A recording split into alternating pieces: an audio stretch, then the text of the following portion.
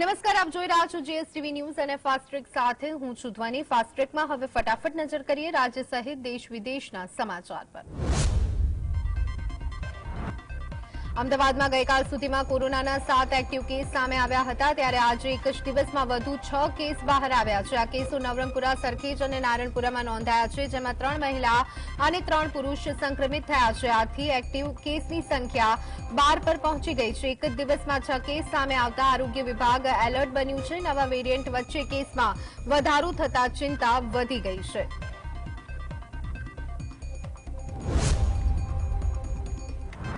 ગુજરાતમાં કોરોનાના કેસમાં વધારો થયા બાદ સાબરકાંઠા જિલ્લાનું આરોગ્ય તંત્ર હરકતમાં આવી ગયું છે। હિંમતનગર શહેરમાં આવેલી નવી સિવિલ હોસ્પિટલ ખાતે ફ્રી ઓપીડી શરૂ કરી દેવામાં આવી છે, જેમાં નાગરિકો કોવિડનો ટેસ્ટ કરાવી શકશે। આ ઉપરાંત સિવિલ હોસ્પિટલમાં કોવિડના 3 અલગ વોર્ડ તૈયાર કરી દેવામાં આવ્યા છે। સિવિલ સુપ્રિન્ટેન્ડન્ટે કોવિડ વોર્ડમાં વ્યવસ્થાનું નિરીક્ષણ કર્યું હતું।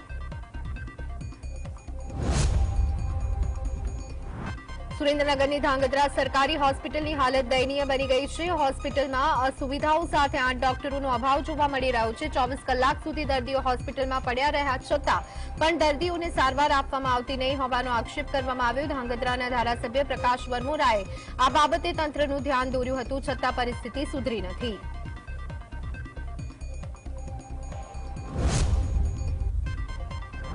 સુરતના પાંડેસરા વિસ્તારમાં 4 દિવસ અગાઉ પોલિયોની રસી આપ્યા બાદ તાવમાં સપડાયેલા 3 માસના બાળકનું મોત થયું। પોલિયોની રસી આપ્યા બાદ બાળકને સતત તાવ આવતા બાળકને સિરપ સહિતની દવા ખાનગી ક્લિનિકના તબીબ દ્વારા લખી આપવામાં આવી હતી, જે બાદ બાળકને તાવ ચડતા દવા આપી અને સવારે બાળક ઊંઘમાંથી ઉઠ્યું જ નહીં, જ્યાં બાળકને સવારે 108 દ્વારા નવી સિવિલ હોસ્પિટલ લઈ આવતા તબીબોએ તે બાળકને મૃત જાહેર કર્યું હતું।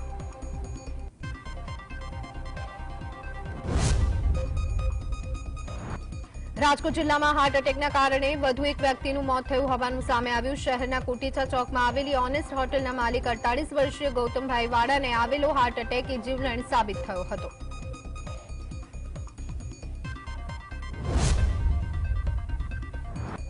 જીએસટીવીના શંખનાદ કાર્યક્રમની મોટી અસર પડી છે। શંખનાદમાં જાટકોની પરીક્ષા મુદ્દે રજૂ થયેલા અહેવાલની અસર જોવા મળી। જાટકો પરીક્ષા મામલે વીજ વિભાગ એક્શન મોડમાં આવી ગયો છે। જાટકોએ ઇલેક્ટ્રિક આસિસ્ટન્ટની પરીક્ષાની નવી તારીખ જાહેર કરી છે। આ પરીક્ષા 28 અને 29 ડિસેમ્બરે યોજાશે, જ્યારે 7 જાન્યુઆરીમાં લેખિત પરીક્ષા યોજવામાં આવશે। તો આ ઉપરાંત વીજ વિભાગ જાટકોના મેનેજર, એચઆર સહિત અન્ય 5 કર્મચારીઓ સામે નોટિસ જાહેર કરી ખુલાસો માંગ્યો।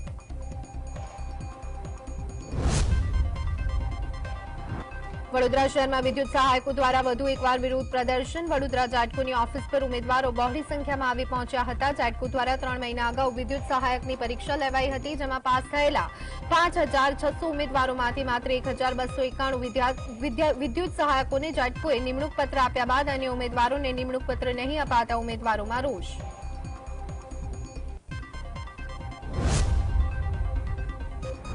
ગુજરાતમાં ચાલુ રવિ સિઝનમાં અત્યાર સુધીમાં કુલ 40.77 લાખ હેક્ટરમાં રવિ પાકોનું વાવેતર, જેમાં સૌથી વધુ 10.73 લાખ હેક્ટરમાં ઘઉં પાકનું વાવેતર। કૃષિમંત્રીએ રવિ કૃષિ પાક વાવેતરની માહિતી આપતા કહ્યું કે જીરાના ઉત્પાદનમાં ગુજરાત સમગ્ર દેશમાં પ્રથમ। જીરાના રેકોર્ડ બ્રેક ભાવ મળતા ખેડૂતોએ ગત વર્ષની સરખામણીમાં ચાલુ વર્ષે જીરાનું બમણું વાવેતર કર્યું। આ વર્ષે રાજ્યમાં 5.30 લાખ હેક્ટર વિસ્તારમાં જીરાનું વાવેતર કરવામાં આવ્યું છે।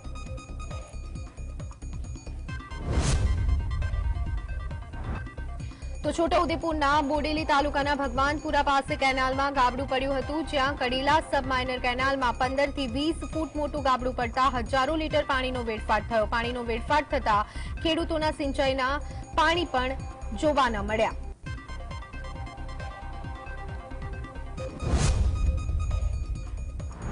અમદાવાદમાં રખડતા ઢોરના ત્રાસ બાદ પાલતુ શ્વાન કરડવાનો મામલો હાઈકોર્ટ સુધી પહોંચ્યો। પાલતુ શ્વાન માલિક વિરુદ્ધ પોલીસ ફરિયાદ થઈ છે। માલિકોની બેદરકારીના કારણે અગવડ પડતી હોવાના ફરિયાદમાં આરોપ છે। સિટી સિવિલ એન્ડ સેશન્સ કોર્ટમાં થયેલી અરજીના 2 વર્ષ બાદ ન્યાયિક કાર્યવાહી આગળ નહીં વધતા અરજીને હાઈકોર્ટમાં પડકારવામાં આવી। અરજીને વયમનસ્ય રાખ્યા વગર 30 દિવસમાં સુનાવણી કરી અને મેટરને મેરિટ પર યોગ્ય રીતે નિકાલ કરવા હાઈકોર્ટનું ટ્રાયલ કોર્ટને સૂચન કર્યું હતું। ન્યાયમાં વિલંબે અન્યાય હોવાની કોર્ટે ટકોર કરી હતી।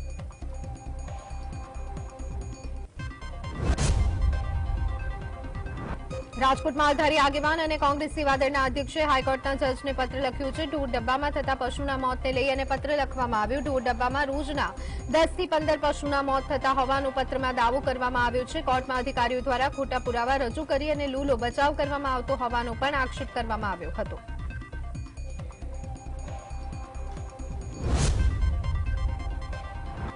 તો ભાજપના ધારાસભ્ય ગજેન્દ્રસિંહ પરમાર વિરુદ્ધ મહિલાના આત્મહત્યાના પ્રયાસ મામલે વધુ એક ગુનો નોંધાયો હતો. ફરિયાદી મહિલાના આક્ષેપ મુજબ તેની સગીર વયની દીકરી સાથે વર્ષ 2020માં ગજેન્દ્રસિંહ પરમાર તથા મહેશ નામના બે વ્યક્તિઓએ શારીરિક અડપલા કર્યા હોવાનું ફરિયાદમાં વર્ણન કરવામાં આવ્યું છે. ફરિયાદ નહીં કરવા માટે થઈને કરોડો રૂપિયાની ઓફર પણ આપવામાં આવી હતી.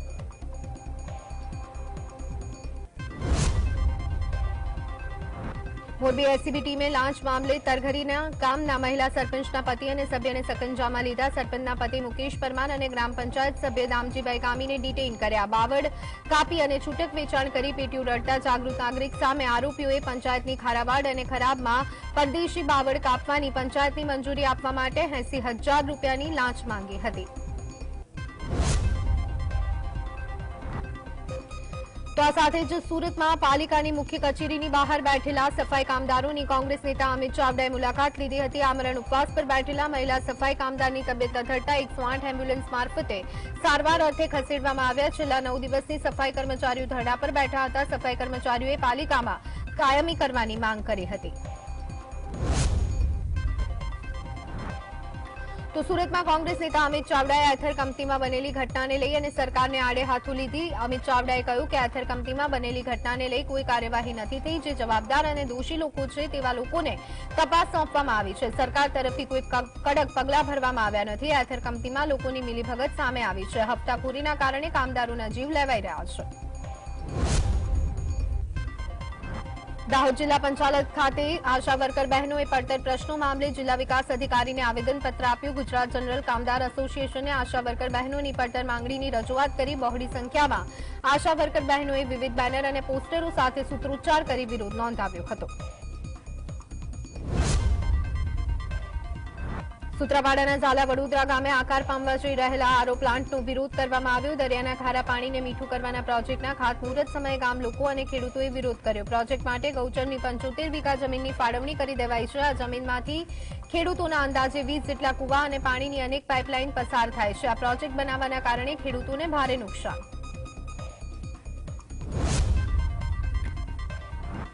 જૂનાગઢ શહેરની મુખ્ય બજાર માંગનાથ બજારમાં ભૂગર્ભ ગટરનું ખોદકામ શરૂ કરતા વેપારીઓ ધરણા પર બેઠા છે. વેપારીઓનું કહેવું છે કે બજાર ખૂબ જ સાંકડું છે. નવાબોના વખતની ગટર ખૂબ જ મોટી છે. તેમાં પાણીનો નિકાલ વ્યવસ્થિત રીતે થાય છે. છતાં પણ મહાનગરપાલિકા દ્વારા નાના પાઇપ નાખી અને ભૂગર્ભ ગટરની કામગીરી કરવામાં આવી છે.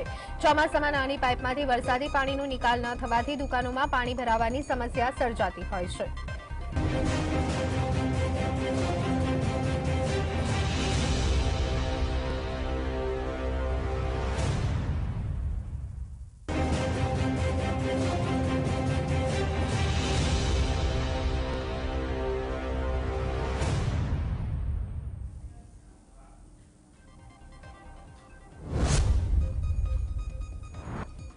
તો ડાંગ જિલ્લાના મુખ્ય મથક આહવા ખાતે દબાણ દૂર કરવામાં આવ્યું હતું. જ્યાં આહવા વઘઈ મુખ્ય માર્ગ પર ટ્રાફિકને અડચણરૂપ દબાણ દૂર કરવામાં આવ્યું. જો કે અગાઉ પણ મુખ્ય માર્ગની આસપાસ લારી ગલ્લા તેમજ પાર્કિંગ કેબિન બનાવી અને દબાણ કરનારને નોટિસ આપવામાં આવી હતી. તે બાદ દબાણ દૂર કરવાની કાર્યવાહી કરવામાં આવી હતી.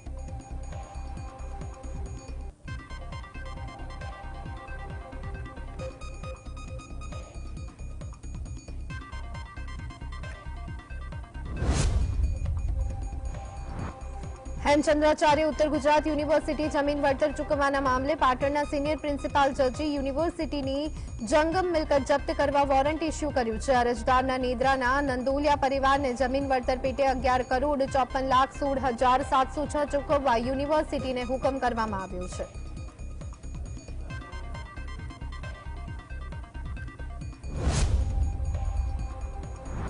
મહેસાણા કાવેરી સ્કૂલના વિદ્યાર્થી પાસે મજૂરી કરાવવાનો વિડીયો સામે આવ્યો. વિદ્યાર્થીઓ પાસે સ્કૂલમાં ચણતર માટે ઈંટો ઉપાડવામાં આવતી હતી.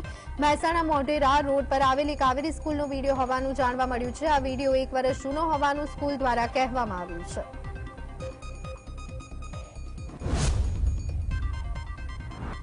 ભરૂચની શ્રવણ ચોકડી પર બનતા ફ્લાય ઓવરબ્રિજની કામગીરીને લઈ અને ટ્રાફિકની સમસ્યા વકરી છે, જેને લઈ ધારાસભ્ય અધિકારીઓ સહિત પોલીસ અધિકારીઓએ સ્થળ નિરીક્ષણ કરી અને સમસ્યાનું નિરાકરણ લાવવા પ્રયત્ન હાથ ધર્યા.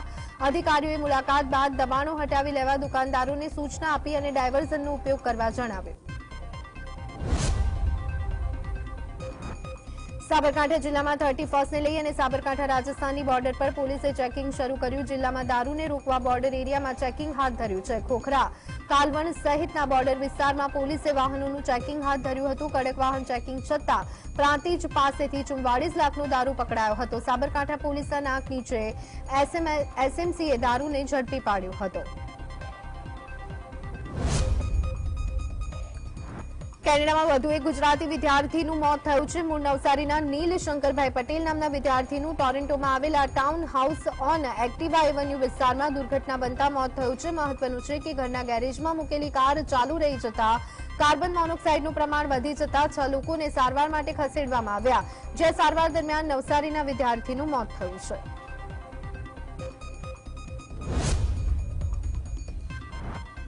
તો દાહોદના બિરસા મુંડા ચોક નજીકથી નવજાત શિશુનો મૃતદેહ મળી આવ્યો. આ બાળકનો મૃતદેહ કાપડની થેલીમાં લપેટી અને મૂકેલો હતો.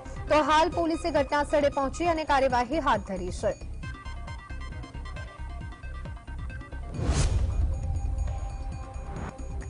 તો સુરતના વેડ રોડ ડભોલી 4 રસ્તા પાસે આવેલી ગોવિંદનગર સોસાયટી પાસે અસામાજિક તત્વોની ખુલ્લેઆમ દાદાગીરી સામે આવી, જ્યાં કરિયાણાની દુકાન ચલાવતા વ્યક્તિએ ગાળાગાળી કરવાની ના પાડતા મામલો વિચક્યો હતો અને તે બાદ દુકાનદાર અને તેના પરિવાર પર અસામાજિક તત્વો દ્વારા હુમલો કરવામાં આવ્યો. જે બાદ પરિવારે પોલીસ બોલાવવાની વાત કરતા અસામાજિક તત્વોએ દુકાનમાં તોડફોડ પણ કરી હતી.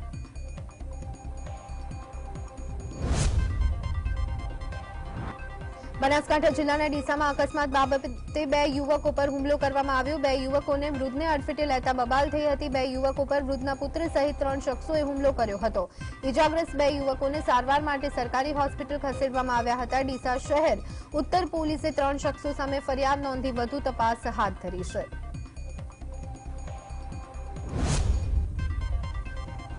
મહેસાણા જિલ્લાના કડાથી ગોઠવા રોડ પર ડમ્પરની ટક્કરે બાઇક ચાલકનું મોત નીપજ્યું હતું. કડા ગામ ડમ્પર 2 બાઇક ચાલકને અડફેટી લીધા હતા. બાઇક ચાલકને ગંભીર ઈજા પહોંચતા તેનું મોત નીપજ્યું હતું. ટક્કર મારી અને ડમ્પર ચાલક ડમ્પર મૂકી ફરાર થઈ ગયો હતો. ડમ્પર ચાલક વિરુદ્ધ વિસનગર તાલુકા પોલીસ મથકે ફરિયાદ નોંધવામાં આવી છે.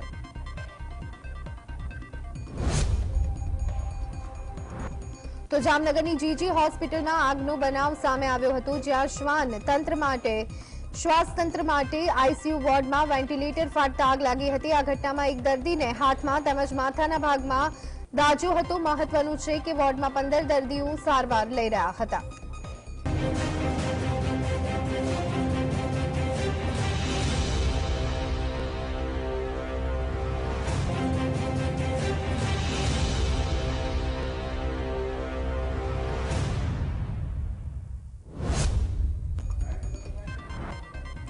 રાજ્યમાં આગામી 5 દિવસ વાતાવરણ સૂકું રહેશે તેવી હવામાન વિભાગે આગાહી કરી છે. જે મુજબ આગામી 48 કલાક વાદળછાયું વાતાવરણ રહેશે. સૌથી ઓછું તાપમાન નલિયામાં 11.4 ડિગ્રી આસપાસ રહી શકે છે. 3 દિવસ બાદ તાપમાનનો પારો 1 થી 2 ડિગ્રી ગગડે તેવી શક્યતા છે. હાલ રાજ્યમાં મહત્તમ તાપમાન પણ ઘટી રહ્યું છે.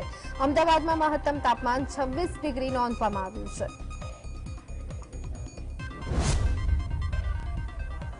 અમદાવાદના સંકલન સમિતિ અને ડીઓ કચેરી દ્વારા બોર્ડના વિદ્યાર્થીઓ માટે આગવી પહેલ હાથ ધરવામાં આવી. ડિજિટલ પ્લેટફોર્મ થકી વિદ્યાર્થીઓ માટે પ્રશ્ન બેંક તૈયાર કરવામાં આવ્યું છે, જેમાં વિદ્યાર્થીઓ QR કોડ સ્કેન કરી અને તૈયાર કરવામાં આવેલા સવાલોના જવાબ આપી શકશે. મહત્વનું છે કે પરીક્ષા પહેલા વિદ્યાર્થીઓ પોતાની તૈયારીઓનું મૂલ્યાંકન કરી શકે તે માટે પ્રશ્નપત્ર તૈયાર કરવામાં આવ્યા છે.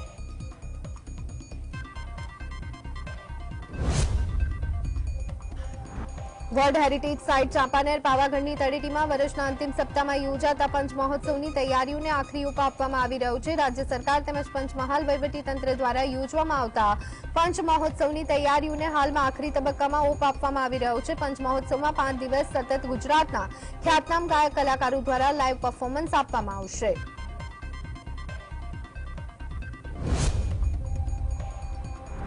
દ્વારકાના એસીસી મેદાનમાં 33,000 મહિલાઓનું સમસ્ત આહિર સમાજ દ્વારા 23-24 ડિસેમ્બરના અખિલ ભારતીય આહિરાણી મહારસ સંગઠન દ્વારા મહારસનું આયોજન કરાયું છે. આહિર સમાજ દ્વારા દ્વારકા એસીસી મેદાન ખાતે તૈયારીઓને આખરી ઓપ આપવામાં આવી રહ્યો છે. આશરે 1.5 લાખની જનમેદની આ પ્રસંગે ઉપસ્થિત રહેવાની સંભાવના છે. અત્યાર સુધી આ મહારસમાં 33,000 મહિલાઓ દ્વારા નોંધણી કરાવવામાં આવી છે.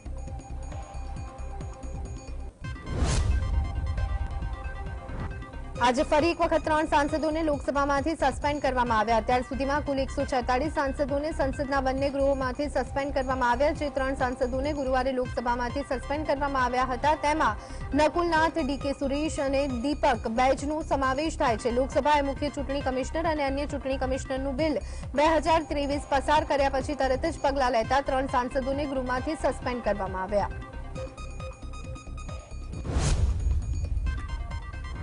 મમતા બેનર્જીએ પ્રિયંકા ગાંધીને નરેન્દ્ર મોદી સામે વારાણસી લોકસભા બેઠક પરથી ચૂંટણી લડવાની સલાહ આપી. તેને કોંગ્રેસ શંકાની નજરે જોઈ રહી છે. કોંગ્રેસીઓનું માનવું છે કે પ્રિયંકા ગાંધીએ 2024માં લોકસભાની ચૂંટણી ચોક્કસ લડવી જોઈએ, પણ મમતા બેનર્જી કહે છે એ રીતે મોદી સામે વારાણસીમાં ન લડવું જોઈએ. કોંગ્રેસીઓના મતે મમતા બેનર્જી કોંગ્રેસના શુભેચ્છક બનવાનો દેખાવ કરી અને પ્રિયંકા ગાંધીની રાજકીય કારકિર્દીની શરૂઆતમાં જ ગ્રહણ લગાવવાની ફિરાકમાં છે, કેમ કે વારાણસીમાં મોદીને પ્રિયંકા નહીં પણ કોઈ હરાવી શકે તેમ જ નથી.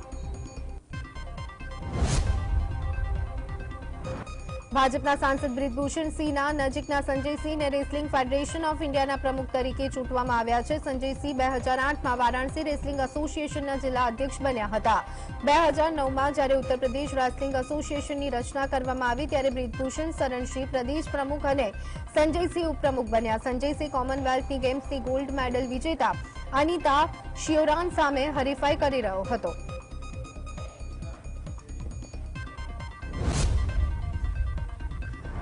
દિલ્હીના મુખ્યમંત્રી અરવિંદ કેજરીવાલ પર ઈડીની તલવાર લટકી રહી છે. એવામાં ફરી એકવાર ઈડીએ દિલ્હીના કથિત દારૂ કૌભાંડ કેસ મામલે સંબંધિત મની લોન્ડરિંગ કેસમાં કેજરીવાલને સમન્સ પાઠવ્યું છે. જે અંગે કેજરીવાલે સ્પષ્ટતા વ્યક્ત કરી છે. તેમણે પોતાનો જવાબ રજૂ કરતા કહ્યું કે હું દરેક કાયદાકીય સમન્સ સ્વીકારવા તૈયાર છું, પરંતુ ઈડીનું આ સમન્સ પણ અગાઉના સમન્સની જેમ ગેરકાયદેસર છે. સીએમ કેજરીવાલે એમ પણ કહ્યું કે ઈડીનું સમન્સ સંપૂર્ણપણે રાજનીતિથી પ્રેરિત છે. આવી સ્થિતિમાં સમન્સ પાછું ખેંચી લેવું જોઈએ.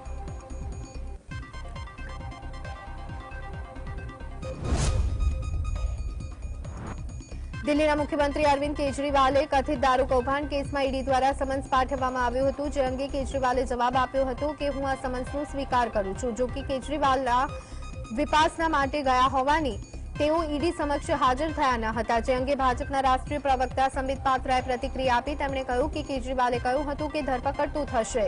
હવે અમે કહીએ છીએ કે ધરપકડ તો થશે અને જેલમાં પણ વિપાસના કરવા માટે કાયદો છે. સંસદની સુરક્ષા ચૂક મુદ્દે પોલીસ સતત કાર્યવાહી કરી રહી છે. એવામાં તપાસ દરમિયાન દિલ્હી પોલીસની સ્પેશિયલ ટીમને સંસદ સુરક્ષા કેસ મુદ્દે વધુ 2 આરોપીઓ વિશે માહિતી સામે આવી છે. ધરપકડ કરાયેલા આરોપીઓની દિલ્હી પોલીસની સ્પેશિયલ સેલની ટીમ રૂબરૂ પૂછપરછ માટે ગઈ હતી. આ પહેલા દેશના જુદા જુદા ભાગોમાં વધુ 2 લોકોને તેમના નિવેદનો અને શરીરના નિશાનના આધારે સવાલ જવાબ આપવામાં આવ્યા હતા. જેમાંથી બેંગ્લોરના એક એન્જિનિયરની અટકાયત કરવામાં આવી, જ્યારે ઉત્તર પ્રદેશના જાલૌનમાંથી એક વ્યક્તિની પણ પૂછપરછ કરવામાં આવી છે.